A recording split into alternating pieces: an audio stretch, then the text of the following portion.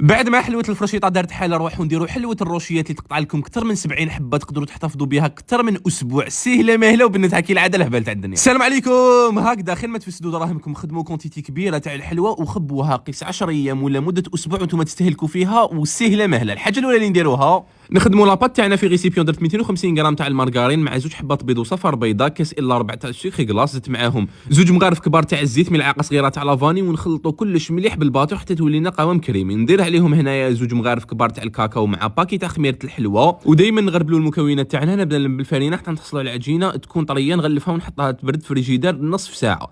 هنا بالنسبه للطبقه اللي تجي فوق لاباطا صابلي، هي كراميل مخلط مع كاوكاو محمص ومرحي، اللي تقدروا ديروا في بلاصه الكراميل معجون ولا شوكولاته اختيني. هذيك لافاخ خدمتها وحطيتها بجهه، نجي نفتح لاباط تاعي بعد ما بردت نقطعها بهاد السلسو. تقدروا تخيروا اي سلسو يكون متوفر عندكم، ما ديروهمش كبار بزاف، ديروهم هكذا متوسطين، والسمك تاعهم ثاني كيكون متوسط، ماشي رقيق وماشي خشين. ونطيبهم عادي حتى ونين نشفوا ويحمروا لنا شويه. نجو نديروا طبقه فوقهم رقيقه تاع ديك الكريمه تاع الكراميل مع الكاوكاو محمص، ونزيد نجوزهم من الفوق هكذا بكاوكاو يكون محمص ومرحي في الخشين. كيما شفتوا كل حبه خدات لنا مرصو واحد تاع هذاك لاباطا صابلي بلا ما تلصقوا زوج حبات. واكيد راح نكلاصيها بلاباطا كلاصي من عند باتيسي هذه تاع الكراميل. شوفوا تجي اللون تاعها والذوق تاعها هايل، راح يمشي بزاف مع الكو تاع هاد الحلوه تاعنا اللي تجيب الكراميل.